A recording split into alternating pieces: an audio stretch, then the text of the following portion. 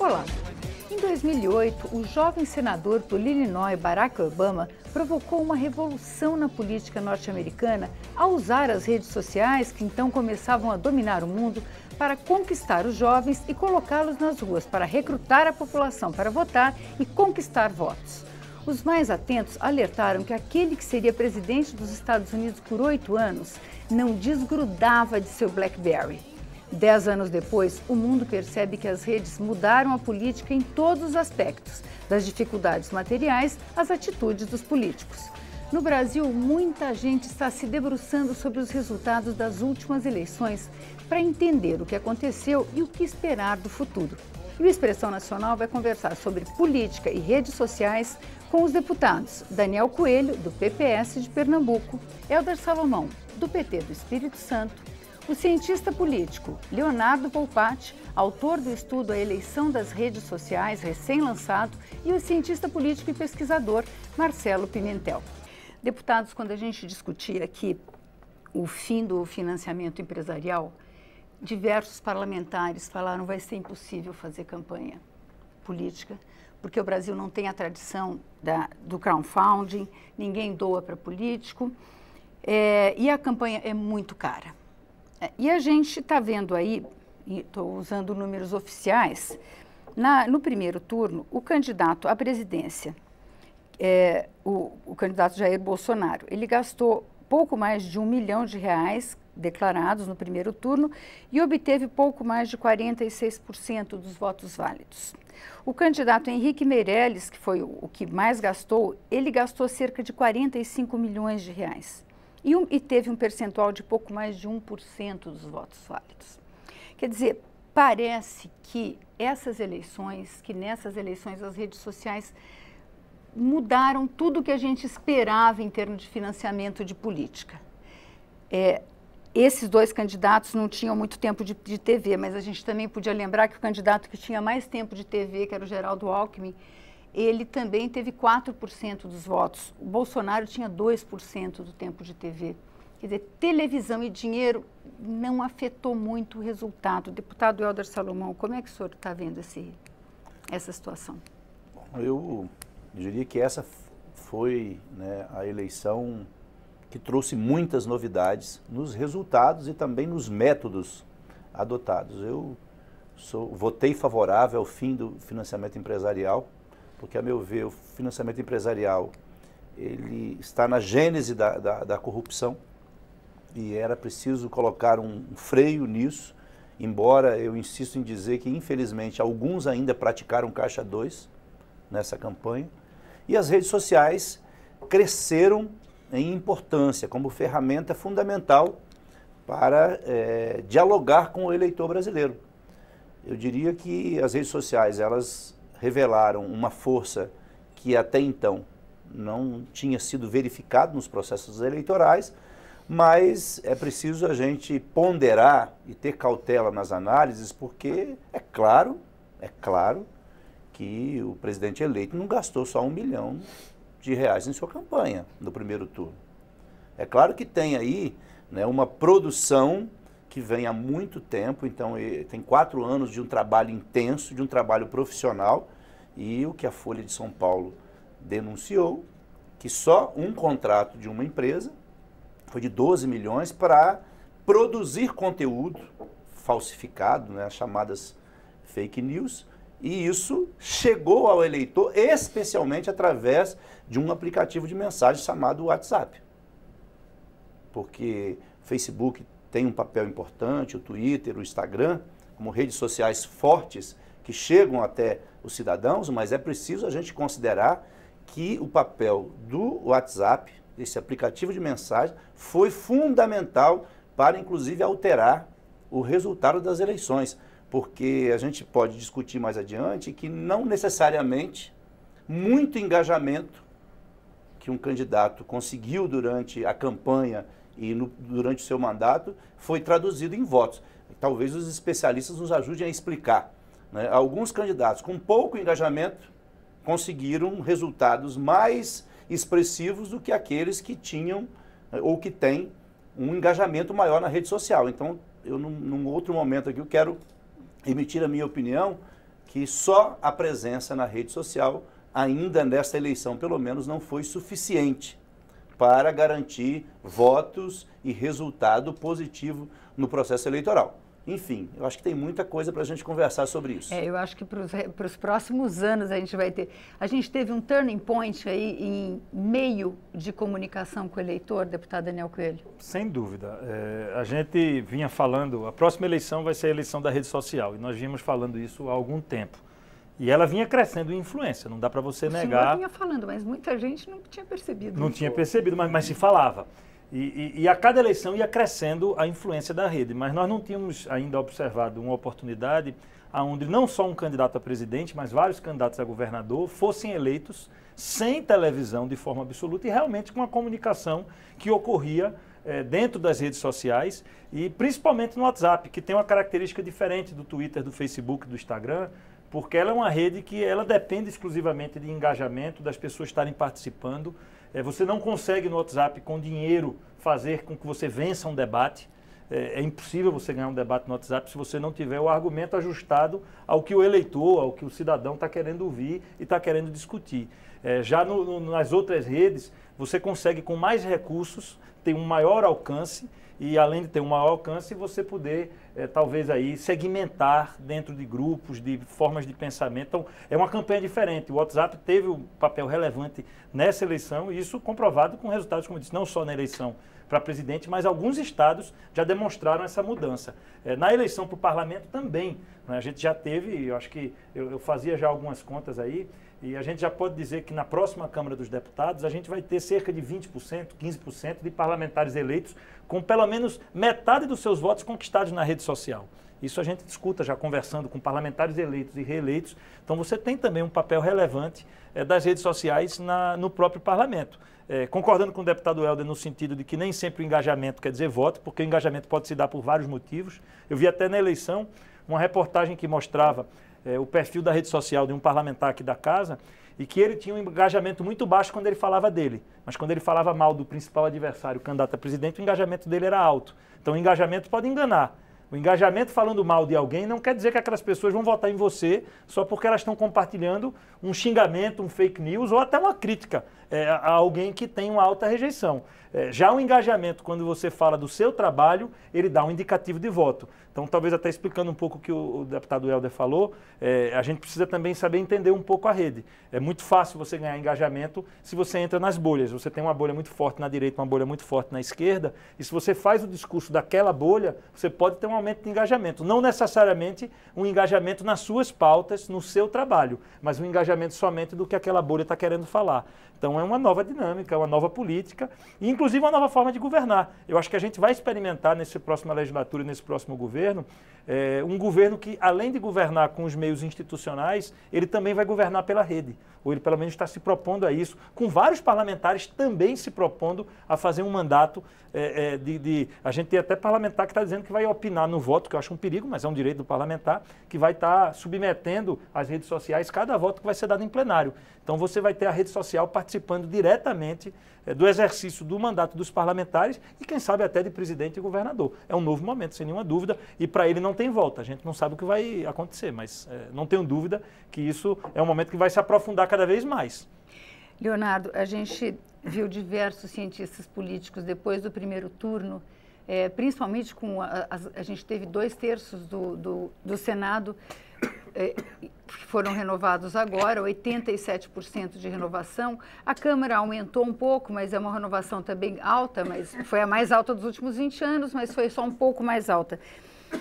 Mas muito cientista político falando, nossa, eu vou levar um tempo até me recuperar e entender o que aconteceu. O deputado Daniel Coelho está com tosse, pode tossir, deputado, senão só morre engasgado. Eu queria saber se vocês esperavam isso, esse levantamento amplo que vocês fizeram aí de eleição para presidente, para senadores e deputados, como é que foi o resultado, como é que vocês receberam esse resultado? Olha, a gente já esperava isso, a gente vinha estudando há um certo tempo o monitoramento das principais bolhas sociais em relação às redes sociais. Então, o que eu acho que tem que ser feito, muitas vezes, muitos parlamentares não entenderam isso. A classe política não entendeu isso, até por uma questão geracional. Mas o que acontece é que as mensagens nas redes sociais, elas não podem ser encaradas sobre um viés casual. Tem que ser olhado de uma maneira mais científica, porque você vê que há um fenômeno social ali. Quando há algumas mensagens sendo ditas, algumas narrativas sendo formadas, essas narrativas convencem aquela bolha específica da direita ou da esquerda, ou sobre algum assunto específico, por exemplo, armamento, você vê que há grupos de apoiadores, influencers, deputados, partidos que se formam ali, e aqueles partidos, aquelas bolhas, aqueles influencers, formam uma opinião e conseguem ter engajamento dentro daquele grupo social. E assim vai atingindo a sociedade, aquelas narrativas vão ganhando força, e quando ganham força, notoriamente, vão ganhando popularidade, e quem se consolida como representante daquela pauta tende a ser um herói, digamos assim, tende a ser uma pessoa que personifica aqueles valores, aquela narrativa. Então, eu acredito, com o livro que nós fizemos, nós conseguimos ver isso claramente. Os parlamentares ou a classe política em si, muitas vezes não entendeu esses movimentos científicos. Então, quando se entende, muitas vezes vão tateando alguns assuntos que dão repercussão. Mas a verdade é que você tem que entrar numa bolha daquela, você tem que ganhar notoriedade daquela bolha para você conseguir converter aquilo em voto, em dividendo político, em apoio a pautas parlamentares. E esse é um processo que leva tempo. Não é um processo que você faz do dia para a noite. Então, aqueles parlamentares que chegaram na eleição, na véspera da eleição, quiseram impulsionar, ou seja, quiseram pagar as redes sociais para alcançar mais gente, não teve engajamento. Você tem visibilidade, você consegue atingir mais pessoas, mas não necessariamente aquelas pessoas gostam da sua pauta ou confiam em você a ponto de votar em você.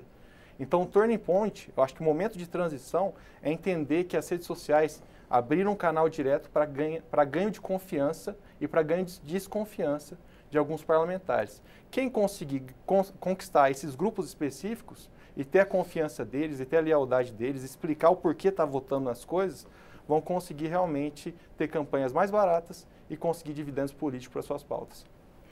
Marcelo, como é que você vê essa questão das eleições? Quer dizer, pelo que o Leonardo falou, também tem uma questão aí do parlamentar procurar os assuntos, mas o parlamentar tem uma pauta que ele quer propor à sociedade também, né? Você acha como é que você viu essa mensagem chegar? Bem, eu discordo de alguns temas centrais nas colocações que foram feitas, né?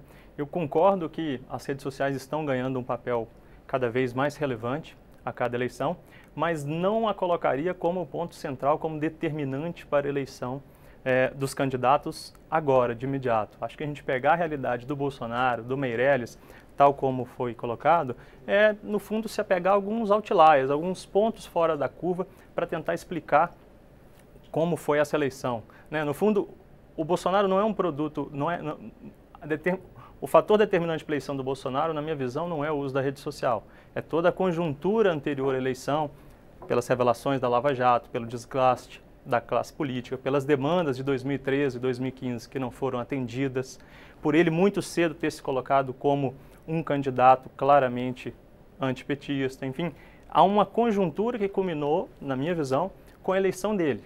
E não as redes sociais foram determinantes para a sua eleição. O papel do financiamento de campanha, realmente, como você colocou a questão do Henrique Meirelles, é uma exceção. Houve um cenário totalmente adverso nessa eleição, que foi a possibilidade dos candidatos poderem usar recursos próprios no limite dos seus cargos.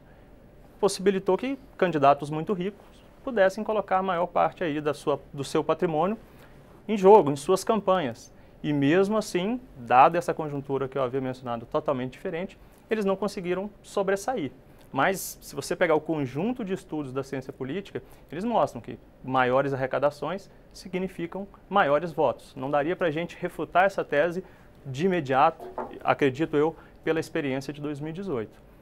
São fenômenos muito complexos que precisam ainda ser estudados e precisam de muito tempo. Me chamou uma atenção no estudo do Leonardo que o segundo candidato com maior nível de engajamento na rede foi o Amoedo, do Partido Novo, que não teve uma votação muito expressiva.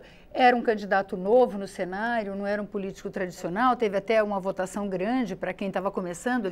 Teve, né? Uma boa votação. Teve uma boa votação para quem estava... Espaço. Agora, ele teve o segundo nível, ele ficou acima do Fernando Haddad no nível de engajamento nas redes sociais. Quer dizer, isso... A rede não é uma causa, ela é um isso não sintoma. se refletiu... automaticamente em votos, é isso que você está falando? Exato. Eu acho que nós temos vários casos. Tem esse caso do Almoedo, tem casos de vários senadores e de vários deputados federais, estaduais também, em cada estado, de grande repercussão nas redes sociais e votações pequenas. Eu vejo o seguinte, que de fato não dá para absolutizar o poder das redes sociais. Eu assisti uma palestra com um sociólogo italiano chamado Domenico De Masi. E ele disse que na Itália, no parlamento, isso foi em 2013, já tem 5 anos, naquela época, mais de 100 deputados italianos foram eleitos basicamente pela sua atuação na rede social. Então é claro que a influência das redes tende a crescer, é irreversível isso. Mas eu vejo que nós temos alguns problemas. Porque, por exemplo, de fato, a eleição do presidente não se dá apenas pelas redes sociais.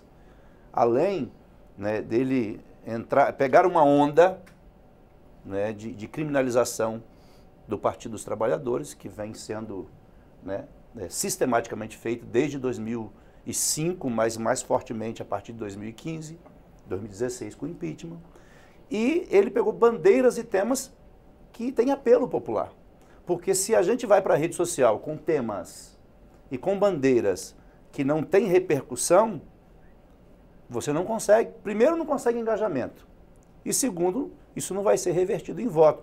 E o mais grave, que alguns parlamentares, e aqui da casa mesmo, analisei alguns casos, não é o caso de expor aqui, mas que tratou a rede social como se fosse um portal de notícias. Divulgava, né, aquilo que o Daniel falou, divulgava temas polêmicos, mas isso não se traduziu em voto porque o eleitor não fez a associação entre a atuação do parlamentar e aquilo que era divulgado em suas redes sociais. Então é fundamental a gente analisar isso, porque na minha avaliação a rede social terá um papel cada vez mais relevante. Eu creio que os que foram reeleitos e os novos eleitos terão uma preocupação maior com a utilização da rede social. Eu tenho feito isso de forma artesanal, nós não podemos desconsiderar que tem aí uma indústria hoje, né, montada. Ficou provado que vários endereços utilizados na campanha do presidente eleito tinham endereços fora do país, portanto não é nada espontâneo, tem muito dinheiro nos bastidores, tem robôs atuando, muitos políticos usam robôs para poder curtir as suas páginas, para impulsionar, para gerar engajamento. E o que dá voto, na verdade, é uma combinação de fatores. É a rede social, mais a coerência da atuação, ou então o tema que se utiliza na campanha. Então, o presidente eleito utilizou temas que são caros à população e apresentou soluções que agora ele vai ter que provar no exercício do governo que são possíveis. E a última coisa que eu acho assim fundamental, as próximas eleições, eu acho, Daniel, que nós vamos ter que nos debruçar sobre a lei eleitoral, porque é preciso que sejam colocados alguns limites. Por exemplo, eu sou contra essa possibilidade do autofinanciamento ser no valor total do teto de gasto da campanha. Quer dizer, eu creio que eu, Daniel, qualquer outro que for disputar uma eleição, deveria poder doar para si próprio, autofinanciar sua campanha em no máximo 10%. Senão há, de fato, uma desigualdade. O candidato rico pode gastar todo o seu dinheiro para autofinanciar a sua campanha. Eu, que sou professor, vou ter que gastar aquilo que me... né? E eu sou professor, como militante da minha profissão. Então, imagina, é desigual isso. Então, é preciso corrigir algumas coisas. E é preciso a gente se debruçar sobre as fake news. Eu tenho, assim... vou dar um exemplo. Mas vou dar um exemplo. Só para a gente ter tempo nos últimos 15 dias, tinha uma pesquisa na minha cidade, que não foi feita por nós, mas que foi feita. Essa pesquisa indicava um resultado eleitoral para presidente. Nos últimos 15 dias. Em 15 dias, a eleição virou de cabeça para baixo, por causa da atuação forte na cidade das fake news, inclusive influenciou negativamente no meu desempenho eleitoral. Foi bom? Foi, mas podia ter sido melhor. Eu queria explicar por que a gente chamou esses dois deputados. Os dois deputados têm uma presença importante na rede social, acho que vocês já perceberam. Os dois atuam há algum tempo nas redes sociais e têm uma presença marcante, por isso que a gente está aqui conversando com eles sobre isso. E eu queria colocar uma questão. Teoricamente, os meios de comunicação de massa são um jeito mais fácil da gente chegar a muita gente. Né? A televisão, você chega a 100 milhões de pessoas. Por que as redes sociais fazem mais sucesso? Quer dizer, no caso do deputado, você tem como eleger o público que você procura, porque teoricamente é um contato quase que individual. Você tem, primeiro, várias redes e várias formas de comunicação. Então, a rede social, ela é utilizada diretamente. Então, Daniel pode ter, eu tenho minha página, mas a rede social, ela também debate por si só. As pessoas, elas debatem dentro dos seus grupos de atuação, dentro das suas áreas, dentro das suas categorias. Quando o Leonardo fala que não dá para a gente simplificar a eleição de Bolsonaro pela rede social, é lógico que não. Ele tinha pauta, ele teve um trabalho, ele conquistou a população, como o Helder fala, com algumas pautas que tinham maioria na sociedade, mas sem a rede social ele não teria feito, porque ele não teve tempo de televisão e não teve apoio político. Ele não teria chegado ao eleitor, não teria sido possível alguém ganhar uma eleição sem a existência da rede social, sem o instrumento da TV e sem o instrumento do apoio político. Ele não tinha apoio de governadores, ele não tinha quase apoio de deputados, a não ser os que ele elegeu novos, mas não dos atuais, e não tinha a estrutura formal da TV. A mesma coisa ocorreu no Rio de Janeiro com o governador eleito e em Minas Gerais com o governador eleito. Chegaram no segundo turno sem nenhuma televisão. Então a rede social, ela deu a possibilidade de você ter um outro canal. A televisão continua a existir, é evidente, né? Mas você tem aí uma mudança comportamental. Se a gente olhar a pré-campanha, Bolsonaro teve pouca boa vontade da imprensa. A imprensa bateu muito nele no período de pré-campanha. Então não foi pela imprensa que ele cresceu, não foi pelo apoio político e não foi pela televisão, a rede social foi predominante. Evidentemente que não era só a rede social, porque se fosse o Amoedo tinha estourado de voto. Então aí a gente vai para um segundo passo da nossa análise. Por que o Amoedo teve um grande engajamento de rede social e não teve o voto? A gente pode falar a mesma coisa do candidato Boulos. O candidato Boulos teve um alto engajamento de rede social comparativo dentro da bolha da esquerda e zerou. Ele teve 0 voto, foi 0%. Porque dentro do campo dele ele apenas reforçava a mensagem da candidatura de Haddad. E Amoedo, num certo momento do processo eleitoral, ele passou a reforçar a campanha de Bolsonaro, quer dizer, ele perdeu o sentido da sua candidatura. Se o sentido era uma pauta mais liberal de combate ao PT, Bolsonaro ocupou o espaço. Então as pessoas se engajavam na rede de Amoedo, compartilhavam a rede de Amoedo, mas quando chegou no dia da eleição votaram em Bolsonaro, um pouco no voto útil. Estou fazendo um comparativo, trazendo de um extremo para o outro, um pouco do que ocorreu com o Boulos, porque você pode explicar a mesma coisa. O engajamento do Boulos era relativamente alto para quem perdeu para Meirelles, por exemplo. Ele teve menos voto que o Meirelles. E Meirelles, mesmo gastando os 40 milhões, não tinha engajamento nenhum na rede social. Então, aí é que você começa a ver essa coisa do comportamento das bolhas, que eu acho que esse é um debate interessante da gente fazer, e é onde eu acho que a rede social pode prejudicar a sociedade. O comportamento de bolha, ele induz a pessoa a comprar pauta fechada, seja ela da esquerda ou da direita. Então, se eu sou da esquerda, eu tenho que seguir toda aquela linha. Se eu fugir em um item, se eu sou da esquerda e eu estou discordando sobre aborto, todo mundo vai bater em mim dentro da bolha. Se eu estou na direita e estou discordando sobre armas, todo mundo vai vir e vai bater em mim dentro daquela bolha. Então, isso obriga a gente ter, ou força, tanto a sociedade como nossos representantes no parlamento, a seguirem bolhas e pautas fechadas, seja ela da direita ou da esquerda. E isso não é bom. Porque é evidente que você observar o que é a pauta de uma bolha ou da outra, que você vai ter erros nas duas. Ninguém está 100% certo aqui, nem ninguém vai estar 100% certo ali. A gente perde e tem a dificuldade no espaço para ponderação, para poder olhar e dizer, não, mas espera aí, você pode estar na direita ou pode estar na esquerda e pode ter uma opinião divergente.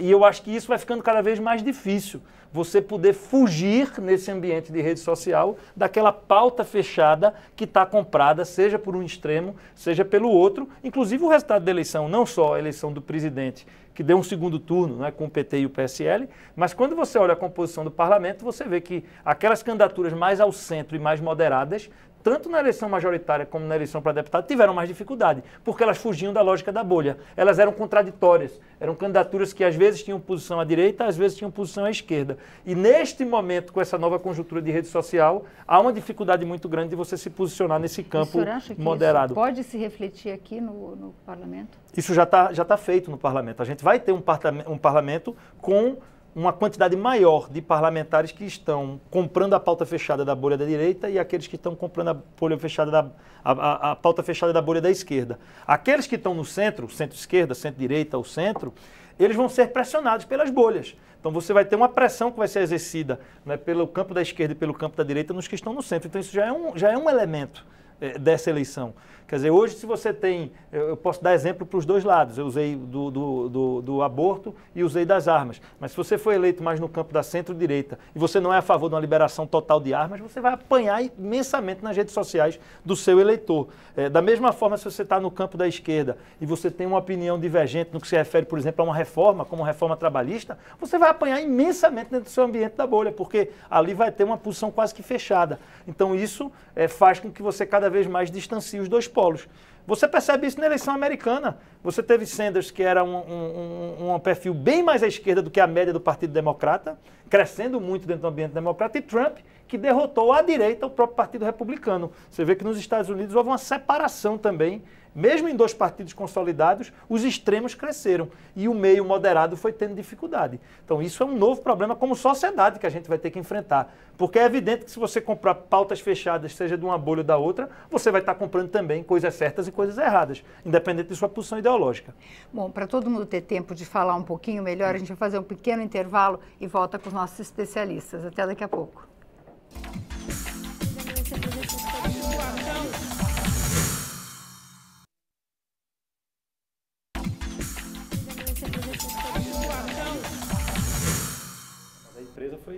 O Expressão Nacional está de volta. Hoje nós estamos conversando sobre a influência das redes sociais na política. E eu vou começar perguntando para o Marcelo Pimentel. Quer dizer, a gente fez os programas que a gente fez logo depois do primeiro e do segundo turno, eu fiquei surpresa com uma coisa. Mesmo eleitores muito simples, quando a gente perguntava, e aí, para quem você votou para deputado? Falou, eu votei nos deputados que vão apoiar o meu candidato no parlamento. Eu nunca tinha visto esse tipo de consciência, né? Dificilmente o brasileiro pensa que a gente precisa formar uma bancada para apoiar o presidente. As redes sociais aumentaram a politização da discussão? Bem, provavelmente aumentaram, né? Talvez esse tenha sido um mérito interessante das redes sociais.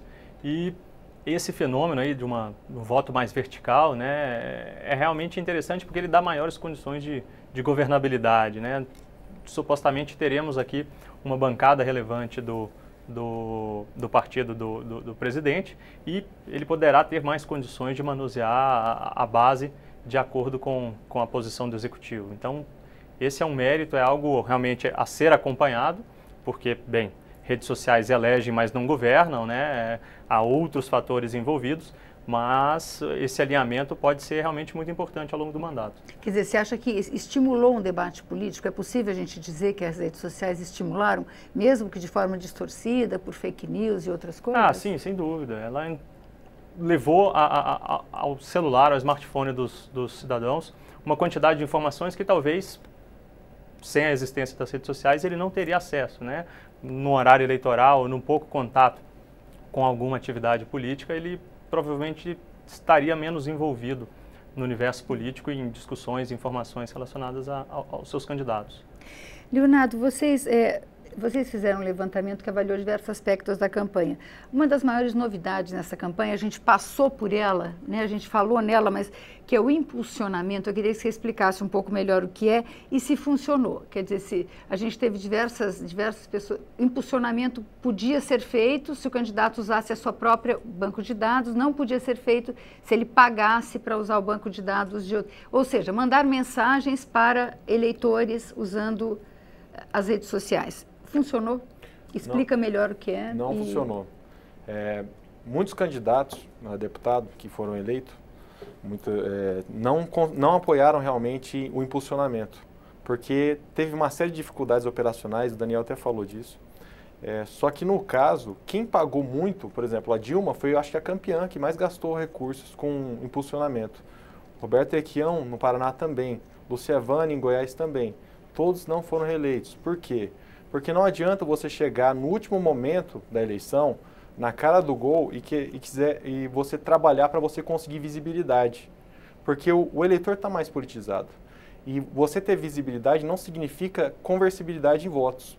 Você tem que ter conquistado uma confiança há um tempo muito maior.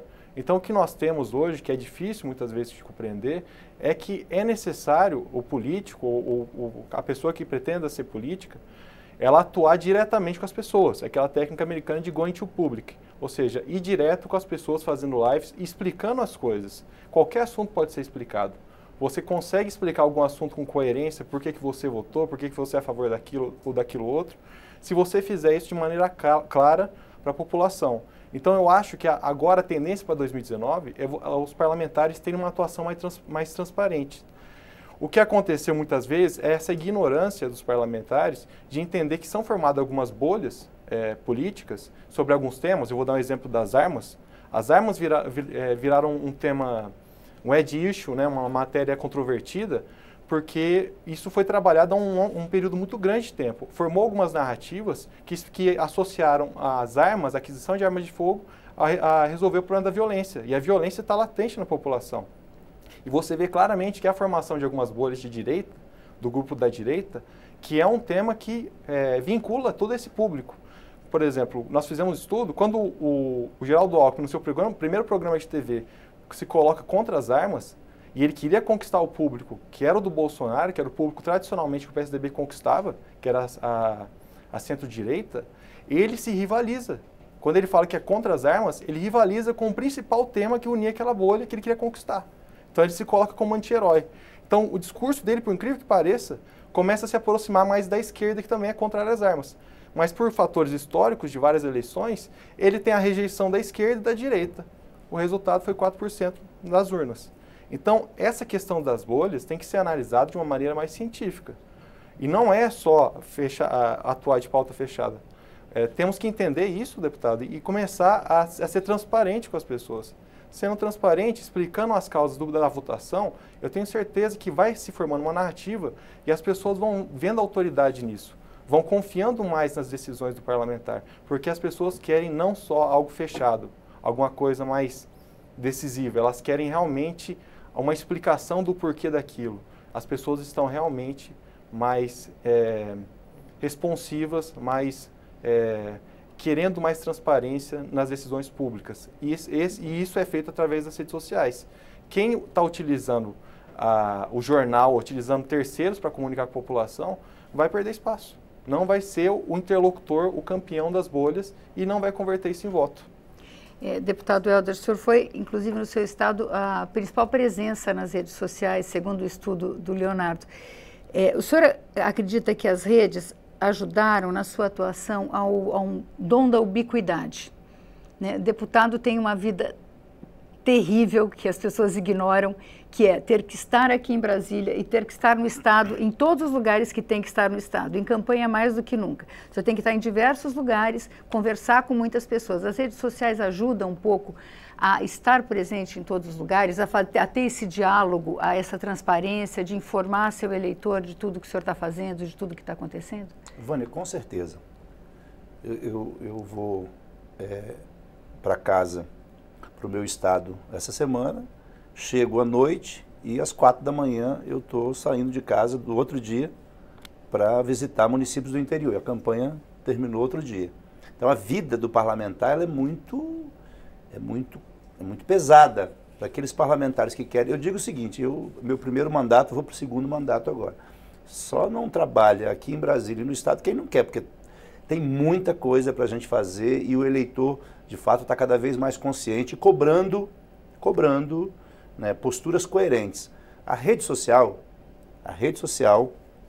tem que refletir com coerência a atuação do parlamentar. Senão, não vai virar voto. Embora, eu diria, Daniel, você fez uma análise que eu concordo, só queria enfatizar uma coisa sobre a eleição do Bolsonaro. Não fosse a presença forte das fake news, volto a dizer, que foram denunciadas na Folha de São Paulo, que ainda elas estão sob investigação, o resultado poderia ser outro.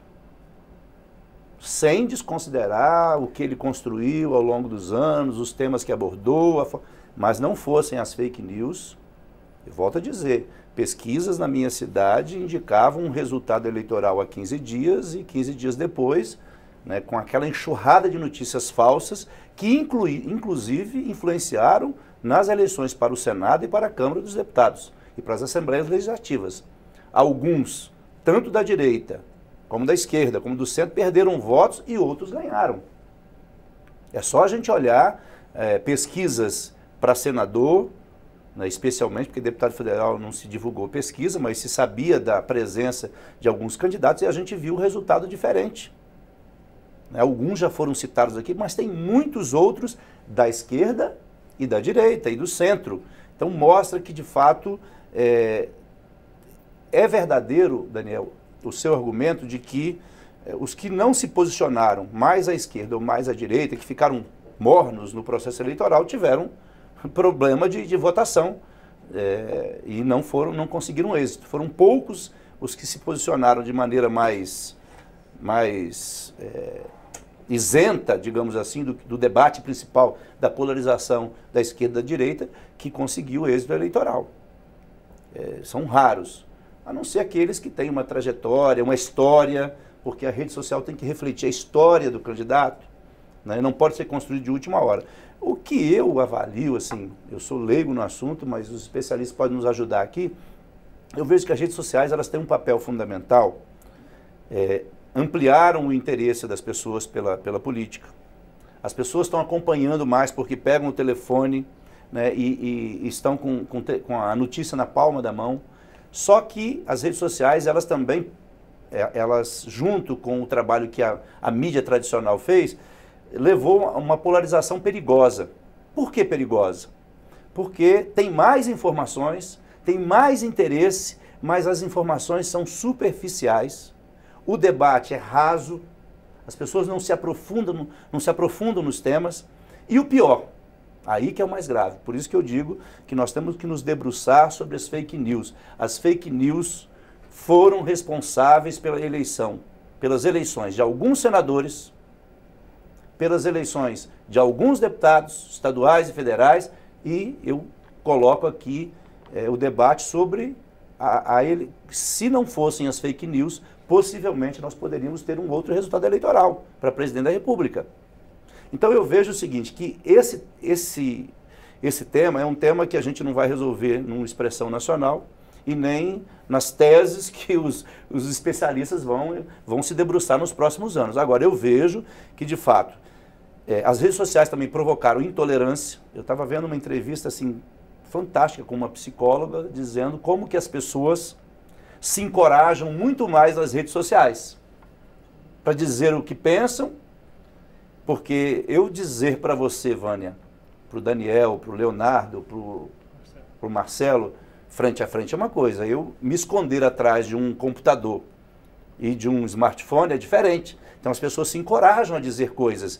E o pior, muitas pessoas pegam a informação sem nenhuma análise, sem nenhum critério, sem nenhum senso crítico e reproduzem aquela informação. Então, na verdade, as redes sociais também levaram as pessoas a uma conclusão equivocada. Por quê? Eu recebo a informação, não procuro saber a fonte, não quero saber quem mandou. Se interessa o meu pensamento político, se interessa a bolha da qual eu faço parte, eu reproduzo para toda a minha lista de transmissão. Então, assim, a gente precisa ponderar, porque, de fato, nós estamos diante de um fenômeno que vai crescer e quem não acompanhar esse fenômeno vai ser atropelado, com certeza, mas também quem achar que tudo isso se resolve, que a rede social trouxe mais democracia, trouxe sim, das informações, mas não na profundidade do debate. Deputado Daniel, eu queria saber se as redes sociais mudaram ou afetam a sua forma de atuar e como é que o senhor vê essa questão das fake news? Não, eu já sou fruto das redes sociais, na verdade. Pois é, porque o senhor é muito jovem, isso não tem nem como se afetar. Na verdade, eu acho que eu já sou deputado federal por 2 vezes por conta das redes sociais. Já é um processo inverso. Eu não tenho apoio formal político, então eu não construí a eleição no modelo tradicional. Minha eleição já foi construída através das redes sociais, com tempo restrito de televisão nessa eleição. Evidentemente, calçado numa história anterior, desde o tempo que fui vereador, mas sem nenhuma dúvida com as redes sociais como o principal instrumento eleitoral. As fake news não são novas. Eu acho que o PT hoje está tendo uma dificuldade, né, com respeito ao argumento do deputado Helder, porque o PT sempre fez muita fake news e agora encontrou um adversário que também o faz. Então você teve um embate duro no ambiente das redes sociais, mas eu disputei a eleição em 2012 para prefeito de Recife e corria-se na cidade inteira nas redes sociais de que se eu ganhasse a eleição, o Bolsa Família ia acabar. Então você tinha ali um embate de fake news feito pelo PT.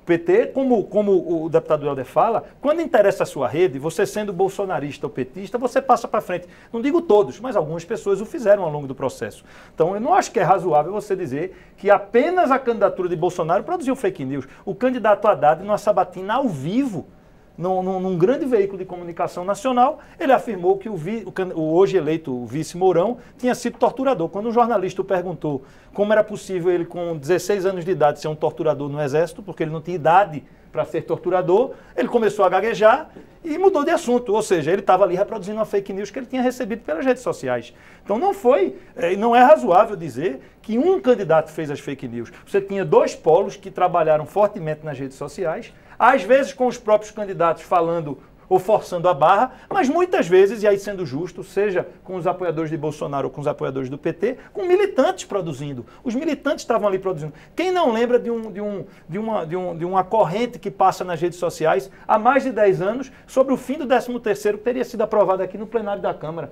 Tem até uma lista com deputados que hoje a maioria estão até falecidos.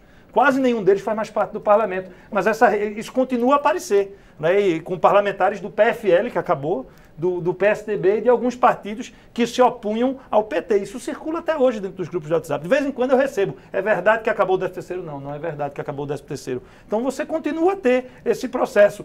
O debate que era feito na esquina do bar, a mentira que era contada contra o adversário na esquina, na igreja, ela agora veio para o celular. Então você ganhou uma nova dinâmica, você ganhou um novo volume. Mas eu não acho que a novidade na mentira, a fake news, para a gente falar português, é a mentira, é a notícia falsa. A notícia falsa é contada na política desde sempre. Desde sempre que os embates eles são feitos com muita mentira e com algumas verdades. Só que agora isso é potencializado e não há força humana para controlar as pessoas a multiplicarem isso. As pessoas fazem a montagem imediatamente. O fato ocorre agora, daqui a meia hora tem milhares de militantes, sejam eles da esquerda ou da direita, produzindo as suas versões, os seus memes, as suas brincadeiras, passando aquilo à frente e muita gente, né, eu acho que isso é que é preocupante, como o Helder diz, eu acho que isso nós todos, independente, direita, centro, esquerda, jornalistas, nós todos temos que trabalhar para que as pessoas procurem passar para frente aquilo que é verdadeiro. Né? Tem gente que passa consciente, sabendo que é falsa, mas acha que aquilo vai convencer a fazer o seu time ganhar, o seu candidato ser eleito, e é evidente que isso não é um bom caminho. Então é um trabalho de educação de médio e longo prazo. Mas eu não vejo novidade na fake news, apenas ela andou mais rápido porque Daniel, você tinha... Daniel, é só uma frase. Sim, eu queria... Claro, é só uma frase. Eu acho que há uma diferença entre os militantes fazerem a sua versão, e fazem mesmo, de todos os lados. É uma diferença entre os militantes tomarem iniciativa e outra de um candidato que é beneficiado por milhões de contratos, né, feitos por empresários, por empresas interessadas em eleger um candidato. É muito diferente. Deputado, concordo, mas tem denúncias dos dois lados, tem deputado. denúncia dos dois lados e não há nenhuma comprovação. Eu não vou fazer defesa de Bolsonaro, que nem meu candidato foi. Mas não há nenhum elemento que comprove que ele fez essa contratação. Isso é uma matéria de um jornal que precisa ser provada, inclusive negada pelo WhatsApp, porque o WhatsApp negou que teria havido o contrato. Então, além de uma matéria no jornal, que é um jornal que evidentemente fez campanha contra o candidato Bolsonaro, e é direito do jornal, não há comprovação.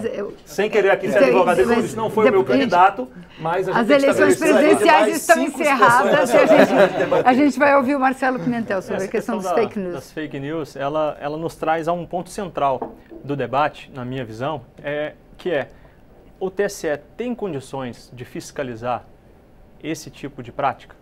Ele tem condição de fiscalizar as contas eleitorais, por exemplo, tal como as regras estão colocadas hoje? Bem, para mim fundamental é fiscalização e transparência. E parece que nós não estamos em condições adequadas para um amadurecimento do debate nesses dois pontos, nesses dois pilares. Acho que nós regredimos da legislação anterior de financiamento de campanha para um modelo hoje que é um pouco irreal. Acho que falta transparência, por mais que ainda sejamos modelo no mundo. E nessa questão de fake news, não há condições de fiscalização sobre essa prática. Então, esse para mim é um ponto fundamental da discussão. Como podemos inibir essa prática, dado que fiscalizá-la, puni-la é realmente muito difícil, é uma tarefa complexa. A questão da fiscalização do financiamento da campanha, por que você acha que a gente regrediu? Em que medida a gente perdeu o controle? Porque antes eu acho que com as revelações da Lava Jato, nós demos uma guinada na legislação para um cenário hoje que é irreal. Não dá para negar que, bem, empresas são atores políticos e participarão do jogo. Há estudos que mostram que um problema grave do modelo anterior era, por exemplo, a concentração das doações.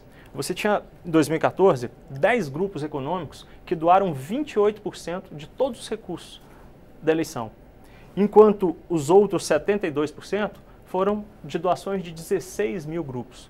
Então, a legislação, ela permitia esse tipo de prática e esse era um ponto, por exemplo, que podia ser combatido através de uma regulação do valor total que poderia ser doado, de uma diminuição do número de candidatos que poderia ser doado, enfim. Havia mudanças em uma reforma eleitoral possível que poderia manter a realidade do nosso cenário. Hoje, o candidato Jair Bolsonaro declarou ter sido eleito com 2,8 milhões de reais. Ele colocou recursos à disposição do PSL, devolvendo recursos que ele tinha arrecadado.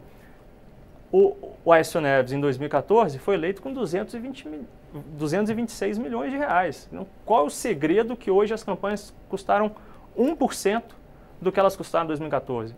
Essa discussão precisa ser feita. As contas de campanha não estão realistas.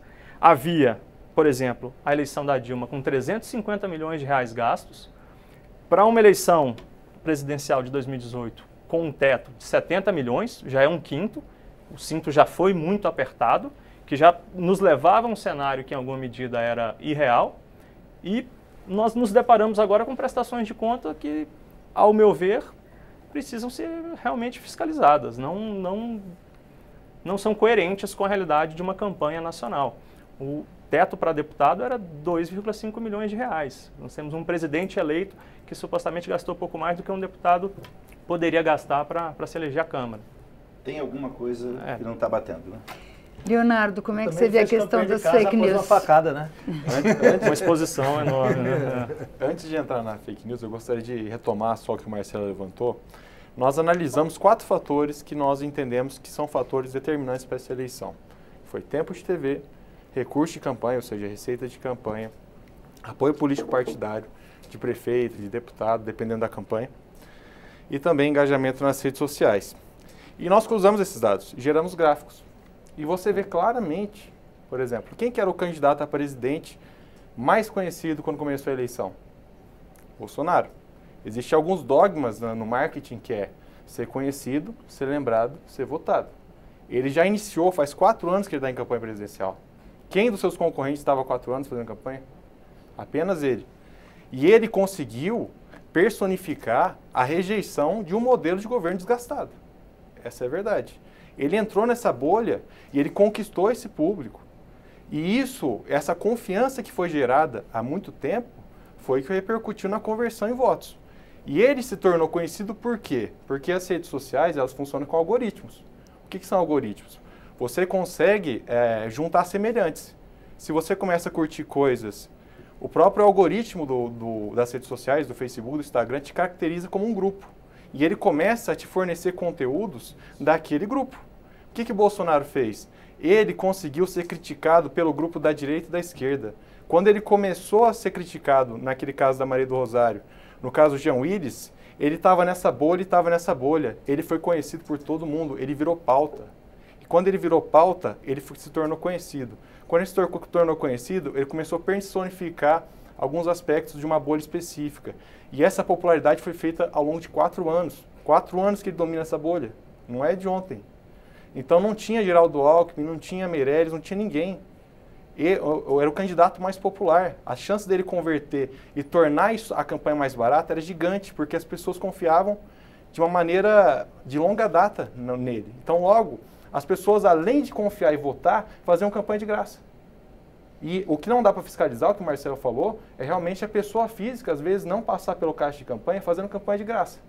Como é que o TSE fiscaliza o cara que vai na esquina imprimir um panfleto? E como é que pune o candidato? Porque ele não tem responsabilidade sobre isso. Então eu vejo que as redes sociais... Mas não é sobre isso que nós estamos falando. Não, né? com certeza. Mas eu estou querendo dizer é que a confiança gerou não só voto, mas gerou uma militância de graça que repercute na campanha barata. E eu acho que isso é um tema que tem que ser discutido na reforma eleitoral. Porque não é necessário fundo partidário e fundo eleitoral. Se o deputado ou parlamentar tiver um grande apoio, uma confiança, ele consegue. Tem deputado que, se 26 deputados forem eleitos com menos de 50 mil reais. Para senador... Quando a gente fala em engajamento, são pessoas que trabalham em prol daquele candidato, né? Também. Sim, são militantes. Né? São Ele assume, a rede social consegue seduzir essa pessoa para ela trabalhar por esse candidato, Todos os candidatos têm sem uns ganhar mais, outros nada. menos, né? Sem ganhar nada, né? Sim. O que eu vejo é, por exemplo, onde 4 anos atrás um senador ser eleito com 30 mil reais. E não foi um caso, foi vários. Senador, uma campanha de senador, pelo menos 3 milhões. O que é isso? É uma conversão de uma popularidade, de uma confiança que gerou voto. Esse é o grande segredo.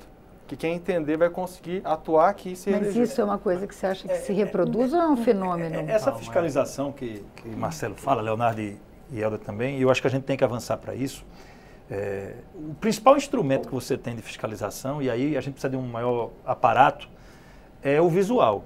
Campanha de Bolsonaro, eu não sei se custou 2 milhões, agora a gente via a espontaneidade, ou seja, tinha militância espontânea na rua, tinha gente indo lá e pagando e fazendo adesivo, tanto é que os adesivos eram cada um diferentes uns dos outros, não tinha adesivo igual, porque cada um fazia 500, 1000 adesivos, ia pagando e ia fazendo. Então você tinha um grau de espontaneidade. Afirmar que todas as contas estão corretas, quem tem que fazer não sou eu, é o TRE. Agora, evidentemente, a gente observa, e eu posso falar do meu estado sem citar nome, porque eu acho que não seria ético sem o parlamentar aqui para se defender, candidatos que declararam valores baixos na sua eleição, e tinham campanhas gigantescas na rua. E você via que não era espontâneo. Porque era gente segurando bandeira, e você via que aquilo era pago. Você tinha um comitê gigante, sem aquilo estar declarado. Então, aí havia uma presença grande de caixa 2. Então, um primeiro caminho, talvez, para a gente fiscalizar, é você, inclusive, fazer essa percepção. Que tipo de campanha foi gerada, que tipo de campanha foi feita e que tipo de visual foi colocado. Porque não tem milagre. O militante espontâneo, ele realmente é um capítulo à parte. Mas uma bandeira, você tem um preço mínimo e um preço máximo. Você tem ideia de quanto custa uma bandeira. Você tem ideia de quanto custa, né, o aluguel de um terreno para poder fazer um evento. Ou seja, existem coisas que são mensuráveis. E eu acho que a gente teve ainda no parlamento, principalmente, tanto Senado como Câmara, candidatos que declararam muito pouco, mas quem é dos estados desses candidatos percebem que a campanha não era pequena, que você tinha uma campanha grande e estruturada. Não era uma coisa, vamos dizer, espontânea, né? Havia ali um profissionalismo. Não, sem dúvida. É por isso que as contas não batem, como o Marcelo falou aqui. E eu diria assim que o ideal, eu votei inclusive num destaque que o Partido dos Trabalhadores apresentou durante o debate da reforma política em 2017, o ano anterior, para diminuir gastos de campanha. Embora o Marcelo diga que de fato houve já uma redução com o estabelecimento dos tetos, eu defendo que esses tetos sejam ainda menores. O Marcelo disse que já são muito apertados. Não, mas por quê? Porque para mim, quanto mais dinheiro na campanha, menos verdadeiro é o resultado. Porque quanto mais se gasta, quanto mais a influência do dinheiro, do poder econômico, menos real é o resultado. A democracia se fragiliza.